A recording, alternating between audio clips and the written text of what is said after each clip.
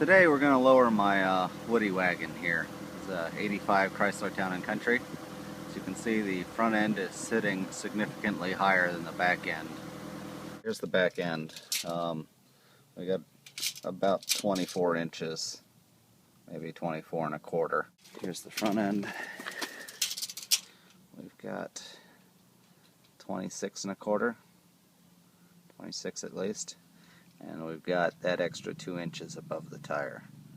So that's what we're going to try and get rid of, is this extra 2 inches right here. To get the struts off, there are 2 bolts down here. Those are 21s. These set your alignment, so try and note where they were, or just generally note the angle that this thing is at in relation to the rest of the car, in or out, because these control the camber. So you're going to want this in about the same spot it was before. As for the top, you want this one, and this one. Do not do this one until it's out of the car and you've got this spring compressor tool on it. Otherwise the spring will explode. Thank you. These are the specialized tools you're going to need. If you don't have air, these two are going to get substituted. You can get a battery-powered impact gun, but you need that for getting the big bolt off the center of the strut. The impact is the only way to get that off. This is an air-powered cutoff tool. These are like $8 at Harbor Freight. You can get little cutoff discs for them. But if you don't have air, and you're going to need a decent-sized compressor to run one of these, then you can just get an electric alternative. Might not spin it as fast, but it'll do the job. You could even use a Dremel with their really tiny cutoff discs. I've done that in the past. This is the Strut spring compressor tool. I like this one better than the ones that just have hooks, because the spring is not going to come out of this thing. You're bolted to the spring. You don't have to worry about it exploding in your face nearly as much with this. It's still hugely dangerous, and you want to be really careful. Make sure you lube the threads first. You can see I've done it in the past. Put some good grease in there. Okay, we've got the strut off. It's on the ground. Now it's time to attach these strut spring compressor tools. They're going to go a little something like this. You kind of want this as stretched out as you can get it so that you can get the most compression when you squeeze it down. This is the dangerous part, so from here on out, at least wear eye protection, and preferably don't do this around anybody that might get hurt by it, including yourself. When you've got this compressed, don't point it at yourself.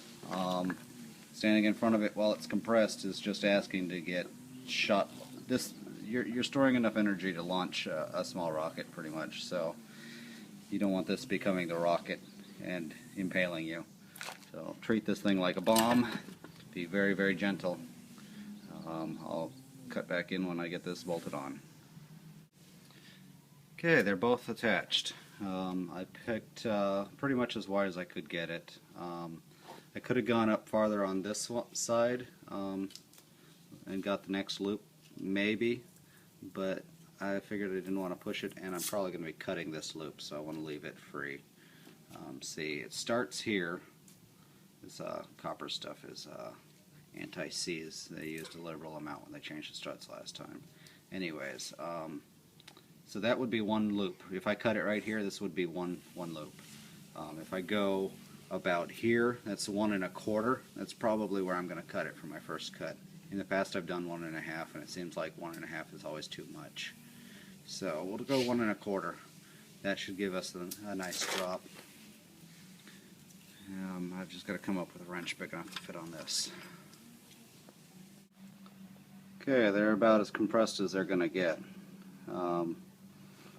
This is almost free of tension up here.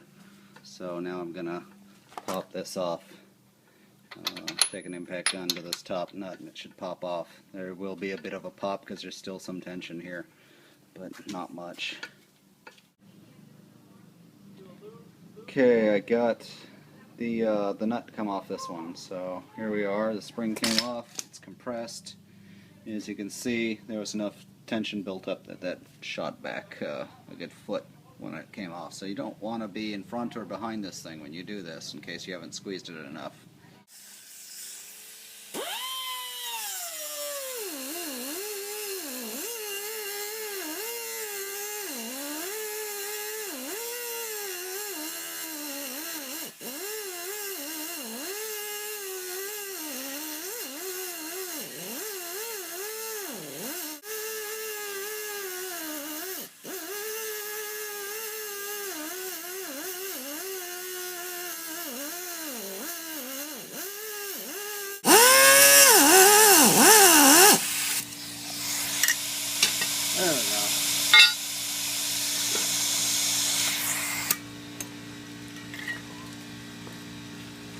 Here's a piece I cut off. Well,